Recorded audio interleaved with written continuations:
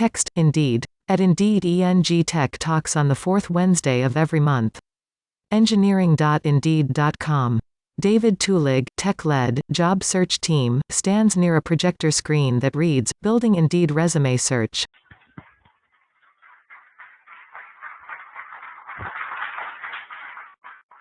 Well, thanks, Jack. And thanks, everyone, for coming tonight. As Jack said, I'm David, and I'm the tech lead of the job search team here at Indeed. I've been with Indeed nearly 4 years, and over that time, have had the opportunity to work on a couple of different products. As Jack mentioned, employer, resume, and now job search. And while each team worked on something different, they were all geared towards the same thing, helping people get jobs. Text, I help people get jobs. At Indeed, it's our job to help people get jobs. And we do that now through a variety of different ways. A screenshot of the Indeed job search website showing job results for a search for JavaScript. Most people are familiar with our job search product. Job seekers coming to Indeed can search millions of jobs in more than 50 countries and 26 different languages. Job seekers, arrow, job. However, job seekers searching for jobs isn't the only way to match up job seekers with the right position. We wanted to expand our product offerings so we could help more people get jobs. And among the ways that we wanted to do that was by flipping this equation around and having employers doing the searching for job seekers. Indeed Resume. And we did that with the launch of Indeed Resume just over 2 years ago. Create resume for DD Tulig at Indeed.com. A button, upload resume or create a blank resume. Indeed Resume allows job seekers to upload their existing resume or to create a new one, which then employers are able to search through using Indeed Resume Search. A screenshot of Indeed job search results for JavaScript. Tonight we're going to be focusing on the Indeed Resume Search application, discussing how we built the product and the reasons behind the decisions that drove it. We learned from job search. When building Resume Search, we had a great advantage. Job search is a highly successful product, and we had learned a lot from it over the past 6 years. And that gave us a bit of a head start when we started building Resume Search. There were a lot of things that we did very well with job search, along with some areas that we wanted to improve upon. And those things helped us drive the goals that we set as we started building the Resume Search application. The web evolved. In the same time frame, the web has evolved. There are features and tools that didn't exist when we were building job search.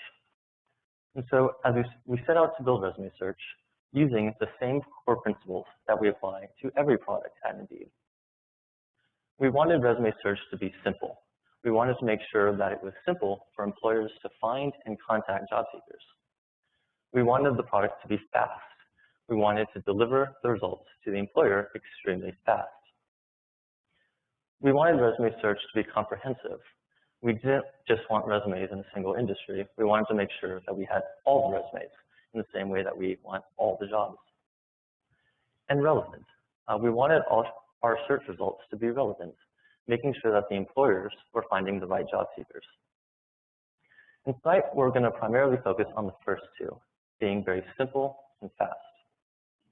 Goals. From these principles and lessons learned since job search, we set a couple of goals for Indeed Resume Search. Responsive user experience. We wanted to build a very responsive user interface, getting results to the employer as fast as possible. Job search is very fast, but we wanted to be faster. And to accomplish this, we wanted to push more of the application into the client and to build an instant search. A search bar with Word, Javas.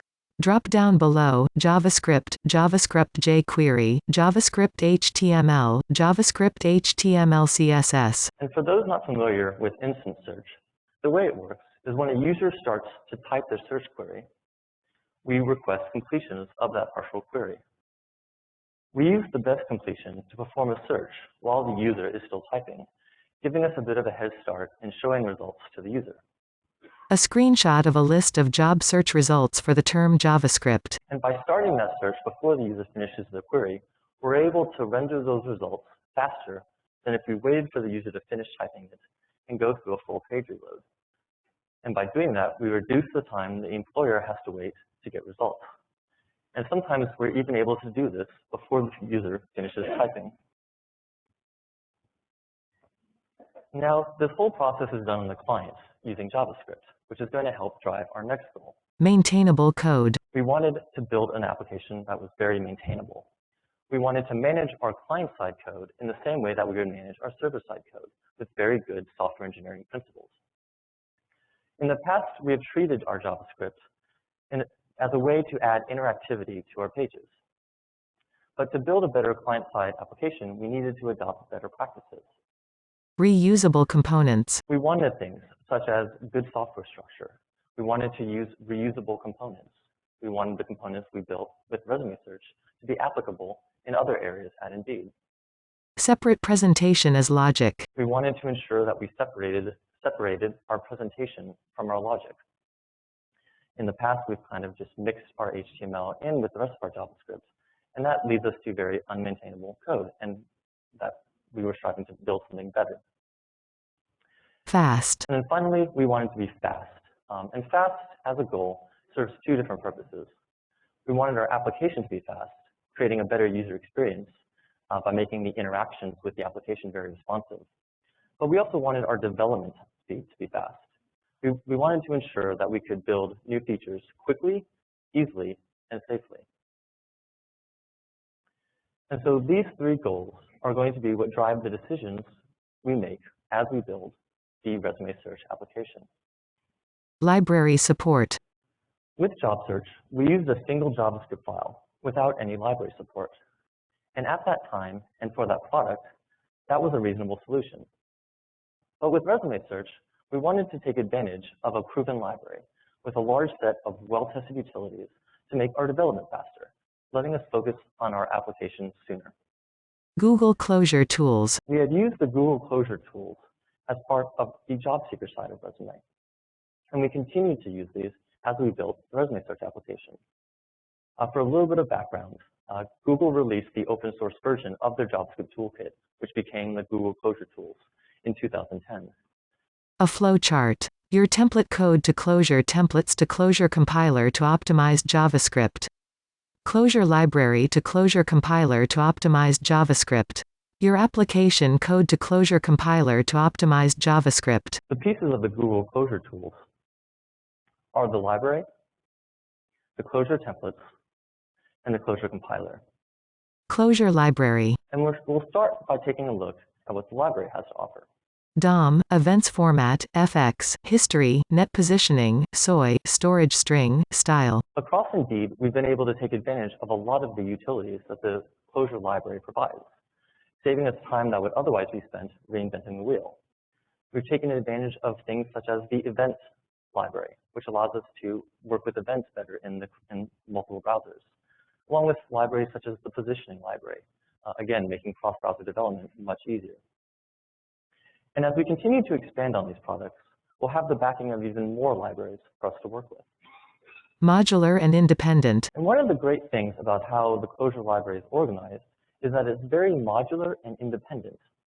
Flowchart. Application to DOM, events, and style. When building our application, we only need to bring in the specific pieces of it that we're actually going to use.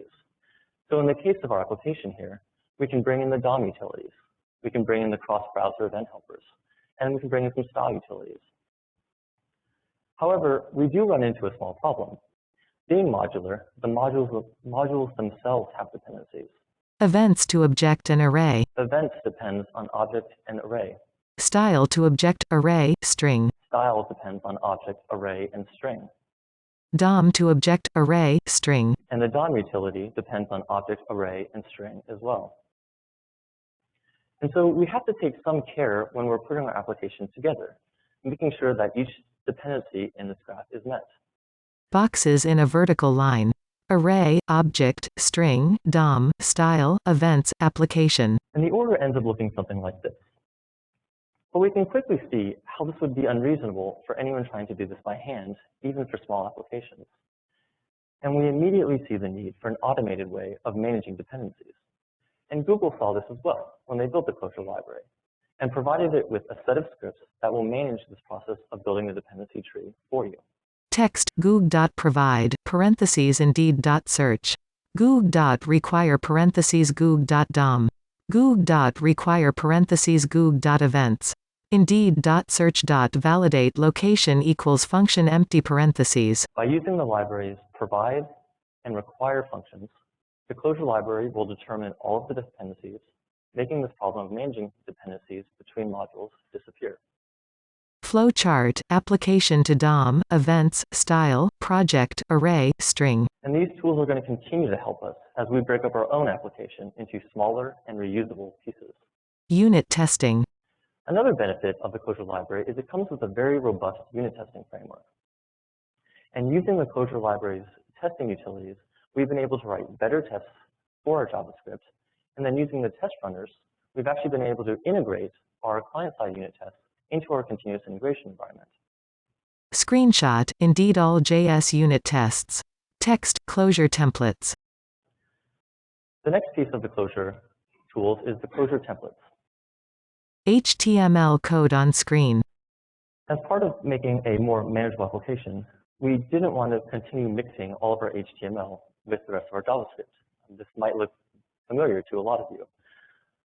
And so to do that, we want to leverage a template library, a way to make our HTML much cleaner and build it using a language more designed for building a template.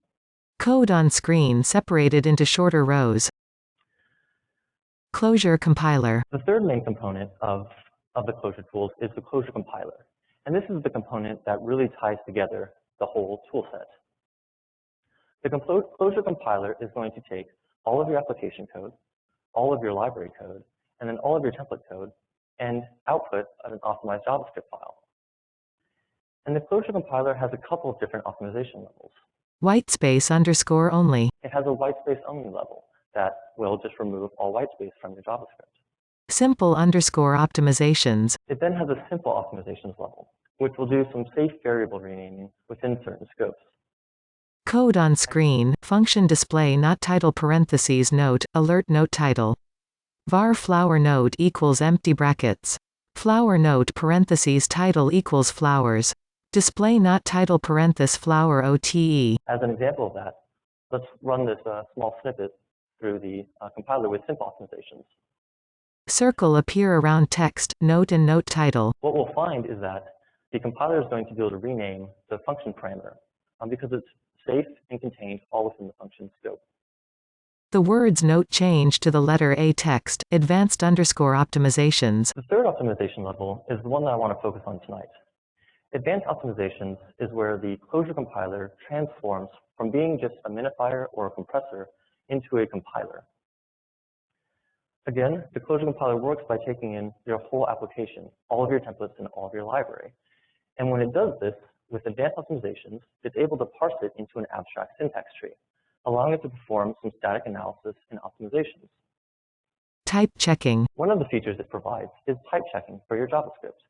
The compiler will analyze your JavaScript code, and along with hints that you can provide via documentation strings, will spit out warnings and errors when it encounters a problem.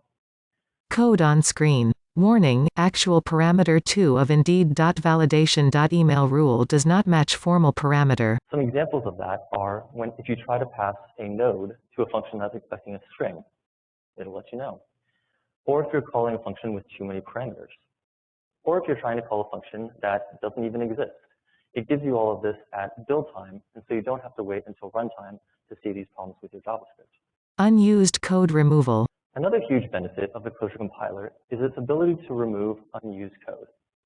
Our initial hesitation towards using a library was the increased bloat that was going to be added by bringing in a lot of library code that we would end up not using. And the closure compiler helps alleviate that problem. Because it knows about every part of your application, it determines which functions that you're actually using. Typically, you're not going to use every piece of every file. And so the compiler is going to realize this, and it's only going to include the functions that you actually use in the final file that you deliver to production, giving you huge savings in your final file size. Aggressive renaming. Another feature of the closure compiler is its ability to do aggressive renaming. And so we saw with the simple optimizations that the compiler was renaming parameters that were within a certain scope. Well, with the advanced optimizations, the compiler is going to rename everything, including all function calls. Code, function display note title parentheses note alert note title. Var flower not equals brackets, flower note parentheses title equals flowers. Display note title parentheses flower note. And so running the same snippet through the Closure compiler is going to result in code that looks something a little closer to this. Function b parentheses ey alert parentheses a dot title. Var c equals brackets. C dot title equals flowers. B parentheses c. And this is partially a lie. The Closure compiler actually does a little bit more with this small snippet. Having access to all of your code, it's actually going to realize that this function was only used once. And so instead of leaving the function definition in there, it's actually going to end up inlining all of your code, resulting in that initial snippet turning into just these 3 lines, of course with the white space removed. Var equals brackets, a dot title equals flowers, alert parentheses a dot title. Text, let's build resume search. Let's build resume search. So now that we have a bit of background in the Closure tools, let's build resume search. Resume search architecture. We're going to start by taking a closer look and see how we can break up our application into smaller modules. And so let's look at what is going to be involved in building resume search. Screenshot of Indeed resume search bars. What, where, button, find resume. The first piece an employer interacts with is the what and where boxes present on the home page. As an employer begins to enter a query, we'll make an AJAX request to the server. Q equals Java SC browser to server. Server to browser. Suggestions : JavaScript, JavaScript jQuery, HTML, CSS, AJAX. And the server then will return suggestions for that query. A drop-down under the search bar shows JavaScript suggestions. A screenshot of the list of search results. We'll then display those suggestions to the user, and at the same time, use the best suggestion that is returned to execute a search. Again, making an AJAX call back to the server to request the search results as JSON. When we get the response back with the results, we'll then draw them on the page. And we're going to end up redrawing a significant portion of the page on every single request to write out both search results and the refinements on the left-hand side. As an employer hovers over each search result, we'll show a preview, giving them some more information about the job seeker before they click through to contact them. A resume preview appears on the right side. Looking at this page, we start to see a couple of features that we might want to reuse in other applications. The first one that comes to mind is autocomplete. Autocomplete has a lot of applications besides just being here in the resume search application. And actually within resume search, we're going to need to have 2 autocompletes, one for the what text input and another for the where text input. Another feature that we see is the piece that is going to be taking in a query and fetching results and then rendering those to the page. And while that might not be as reusable as, say, autocomplete, it might come in handy in, say, job search. And then the third component is the preview component. Again, much like the search component, might not be quite as widely used as autocomplete, but still has applications outside of resume search. And so we're going to want to build this in such a way that preview isn't tied to the resume search application. And so these are the 3 features that we're pretty sure we're going to want to use in other projects.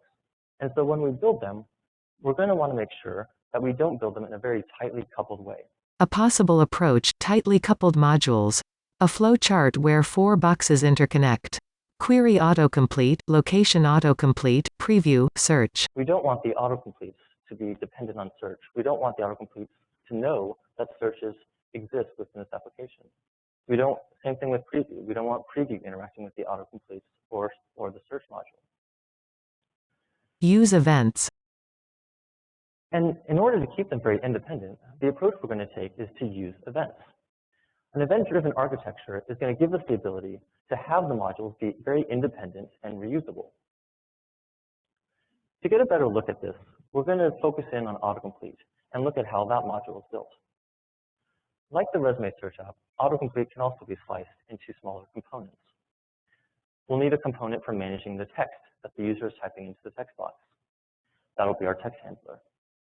We'll also want to break the AJAX calls into a component calling out the RPC handler. And third, we'll create a component for rendering the suggestions and listening for click events on them. And this component is going to be called the dropdown component. Autocomplete divides into text handler, dropdown handler, RPC handler. And so we now have an autocomplete module that is composed of three components: the text handler, the dropdown handler, and the RPC handler. And an important detail here is that the components themselves do not have any connections between each other. While the text handler does have information that the RPC handler is going to need, it won't directly call any functions on it. Instead, when a user types some text into the text input, the text handler will listen for those events and then dispatch an event, a new text event, up for autocomplete. A blue arrow appears from text handler to autocomplete with text, new text, Java SC. The blue arrows are going to represent dispatching of events. And so autocomplete can then be listening for that. And autocomplete will have the logic to know what has to happen when new text is typed. A green arrow appears from autocomplete to RPC handler. Get suggestions. And in this case, it's going to call a function noted by the green arrows on the RPC handler, letting the RPC handler know that it needs to go and fetch suggestions from the server. Blue arrow from RPC handler to autocomplete suggestions. When the RPC handler gets those suggestions back, it's going to fire an event with those new suggestions. And again, the autocompleter is going to handle that event, deciding what it needs to do. Green arrow from autocomplete to dropdown handler. Render. In this case, it's going to tell the dropdown handler that it needs to render these new suggestions. Blue arrow from dropdown handler to autocomplete. Click on JavaScript. So then as a user clicks on one of those suggestions, the dropdown handler can fire that event, letting autocomplete know. We can then notify the people it needs, the components it needs to, starting with the text handler. The text handler needs to replace its text with what was just clicked upon. Green arrow from autocomplete to text handler. Set text to JavaScript. And this same idea is going to apply as we look at the broader application. Above autocomplete box, a blue arrow points to search app box with a green arrow pointing down from search app to search. And so as we zoom out, we see that during this whole process, autocomplete has also been firing events. When autocomplete had new suggestions, it was firing an event that the search application was able to use. And then the search application was able to dispatch that event over to, say, the search module or the preview module. And this architecture has some really nice benefits besides just making these modules more reusable. A blue arrow from search to search app. A green arrow from search app to awesome. When we want to add that awesome new feature, we just have to add it to the search application. The autocomplete or the search module don't have to have any idea that this new awesome feature is on the page. And it works in the other way too. This awesome new feature doesn't have to know that it's even part of a resume search application. It's just going to be managing its own components and then firing events when it has new state that it wants to communicate with the rest of the application. Code on screen. Goog.events.listen parentheses this.search underscore comma indeed.search.event type dot new underscore results comma this.handle instant new results underscore comma false comma this close parentheses. And this translates well into actual code. It's not that much work to set up these listeners. In this case, we have our search application setting up listeners on the search module. On these two examples, it's looking for new results and for timeout events. And so when the search module has new results or reaches a timeout, it'll fire an event that the search application will be able to listen to and then decide what needs to be done and what other modules need to be made aware of this. var ev equals new indeed.row event parentheses indeed.autocomplete.event type dot select comma this dot selected row underscore comma this dot results underscore comma this close parentheses. This dispatch event parentheses ev. Dispatching event is also pretty straightforward. In this case, we have autocomplete building up a row event, signaling that a user has clicked on a specific row. It's going to add a little bit of data to this event, such as which row was selected and some more data around that row, and then dispatch that event so that the search application can use that to pass it to the search application to start rendering more results. And the way that this app is structured, the modules are the only piece that have the components are the only pieces that have any interaction with the native browser events, the browser DOM, or the network. And this has a pretty big advantage. The modules and application are entirely free of external dependencies, which makes it not only possible, but also a lot more straightforward to unit test functionality within these modules. User interface. The next important capability that we need to design is how to render these results for the browser. The screenshot of search results. As I said earlier, for resume search, we need to redraw a significant portion of the page on every single search request. Among the things that we wanted to improve from the way that job search managed HTML in JavaScript was, well, pulling the HTML out of the JavaScript and into templates. Templates. Server or client. But before we can decide which template language we want to use, we have another variable that we need to consider, and that's the trade-off of doing all of our rendering on the client side versus the server side. Indeed.com/resumes Q equals Java. And so let's walk through an example of using client-side rendering on an initial page load. Moving left to right in time, HTML, load.js, Ajax results. When an employer goes to our resume search application, we go through a full request and response, which sets up the page with the JavaScript of the search application. We then fetch the application and we'll initialize it. And at that point, the application can read the URL and make an Ajax request to retrieve the data that it needs to show. Now, this is unfortunately much longer than it needs to be, forcing the user to wait seconds before they actually see the results they expected. Now, we can improve upon this a bit by sending some of the data with the initial response. Ajax results disappears. And in that way, we remove that Ajax request and response from the very end, letting the JavaScript, once it's loaded, render the results on the page. But it's still not as fast as it can be. What we really want is for the initial page load to be done with server-side rendering. And so that way, when the first request and response cycle is done, we can immediately show results to the employer and then load up our application. And after it's loaded, it can then continue taking over, doing all the rendering on the client, and making all the search calls back to the server. Server or client. So instead of having the server or the client do the rendering, what we are really looking to do is have the server and the client do the rendering. We want to keep that very fast initial page load and then let our application take over and provide that very responsive client-side rendering. Don't repeat yourself. Now, one danger of this is needing to write our UI code on both the client and then again on the server. And we want to do this while avoiding duplicating our templates. Having our templates in two different places is not a good way to build a maintainable JavaScript application. And so the ideal solution to this would be just to use the same templates on both the client and then again on the server. And it turns out that's exactly what we were able to do.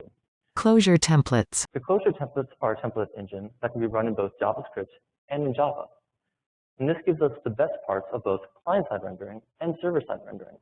One template, all requests. A flowchart. Template.soy to new tofu renderer and closure template compiler. Closure template compiler to template.js. And the way this works is you write all your templates using the closure template language, soy. And you're able to use that same soy template and use the tofu rendering utilities to work with it in Java. And then you're able to use the closure template compiler in order to compile it to a JavaScript file that you can then use on the client. Same template, you can use it in both places. /resumes Q equals JavaScript. Server rendering. Controller, model. And so now, when an employer lands on our resume search application, we send the request through the server side of the application, fetching search results, and then we build up a model containing all the information needed to do the rendering. That model is then used by the closure template engine to render HTML and then send that HTML to the client. And then after our application has a chance to load and initialize, all further requests will be done over Ajax and will be rendered on the client. Client rendering. Instant Q equals JavaScript. Flowchart to controller to model to JSON to template.js. And so the client is going to be requesting results over Ajax and expecting JSON responses. Now, not wanting to duplicate code for handling searching, we're going to send that Ajax request through the exact same pipeline into the same controller to fetch results, building the exact same model that we had used before. And then instead of rendering the Clojure templates, we'll serialize that model to JSON and send that to the browser. The client implementation of Clojure templates will then take over, passing that JSON model to the template, rendering the new search results as HTML, and then injecting it into the page.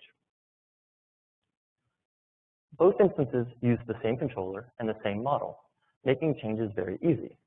Adding a new field to the search results / resumes question mark Q equals JavaScript to controller to model to new renderer is done by adding a single field to the model and then adding a single and then adding the HTML to a single template. And we immediately get that new field in both our client side and server side generated HTML, helping us stick very closely to our principle of don't repeat yourself. Application to browser. Another key part of client-side applications is delivering that application to the user's browser. For small applications, this is reasonably straightforward. We would include a script tag and that would load our application. However, we saw with resume search, we're going to break it up into a lot of smaller pieces. And so we're not just going to be sending a single file to the browser. Library, templates, and application to browser. We need to send the library code that we use. We need to send the templates that we built. And we need to send all of our applications. Now, being good engineers, we're going to want to break this down into a single file. Library, templates, and application combine and compile, making timeline shorter. And even going a level further than that, we're going to want to compile it. And we're going to want that compile file to be a very small single file to make the download for the user much faster. Application size. And so let's take a look at what this means for our application size. And we're going to run the resume search application through a couple of the different options in the Clojure compiler. Whitespace _ only 126K. With the whitespace only optimization, we're able to build our resume search application and get it down to 126 kilobytes. Simple _ optimizations 108K. When we run it with the simple optimizations, we reduce that about 18K, getting it down to 108 kilobytes. And then when we use the advanced optimizations, when we get to remove all of our unused code and we have the aggressive renaming, we drop it significantly. We're able to get it down to just 49K, which greatly helps reduce the amount of code that the browser is going to have to download on first request. Resume search. Reusable components, responsive UX, fast initial load. And so with resume search, we see that we've been able to build an application in a maintainable way that allows us to reuse a lot of our components. We've been able to do it using a client-side application, allowing us to have a very responsive user experience. And then using the Clojure templates, we've been able to keep our very fast initial page load. And so we can take a quick look at what this actually looks like when it's running searches. A video shows a user typing Java SC in the Indeed search bar. JavaScript suggestions appear in drop-down bar and search results appear on the page. And so as the user types, we return both suggestions and search results to them, getting them results in under a second in almost every single case. A user's resume appears on the right side of the page.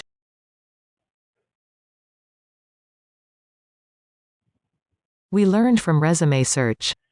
Since the introduction of resume search, other teams at Indeed have learned from how we built our maintainable client-side based application and have been able to incorporate those results into their applications. Among the more interesting cases is job search. Jobsearch.js. With resume search, it was pretty easy to say, let's build something maintainable when we didn't have any legacy code to be working with. There was over 6 years of history that went into building the JavaScript that job search used. Wanting to make job search's JavaScript more maintainable, another developer and I spent 5 days breaking it down into modules, much like what we did with the resume search application. Now, our primary goal when doing this was to make future development faster and easier, taking advantage of the Clojure tools, such as the Clojure Libraries Dependency Management System, the modules that we had created for the resume search application, and the advanced optimizations level of the compiler. And when we did this initial work, we didn't actually incorporate any of the Clojure library. We were just trying to break up the application to make future development easier. 41K. And so we started with a job search file that was around 41K. And when we did this work, we kind of expected it was going to increase the file size. By breaking it up into smaller modules, we were adding a couple of new functions, we were adding longer variable names. And so for this first pass, we didn't really worry too much about our code size. However, when we did run it through the Clojure compiler, what we found is that our hand-rolled JavaScript file that is no library, just written with raw JavaScript, we were actually able to reduce it by introducing the Clojure library. JobSearch_v2.js 35K. And this 6K was a pretty big deal for us. It seems like a small number, but with our level of traffic on job search and with the amount of how often we update our JavaScript, the 6K ends up to really matter. This 6K reduction in our file size results in us saving 546 gigabytes a month in data transfer and around 428 hours a month in job seekers waiting to download our file size. And so we now had all of the benefits of a modular application. We had the Clojure library. We were able to write better unit tests. And with all of that, we were able to still reduce our file size, keeping to our principles of remaining fast. And with that, I'll take questions. David Tulig. dtulig@indeed.com. Twitter @dtulig. Indeed.com/resumes. Engineering.indeed.com.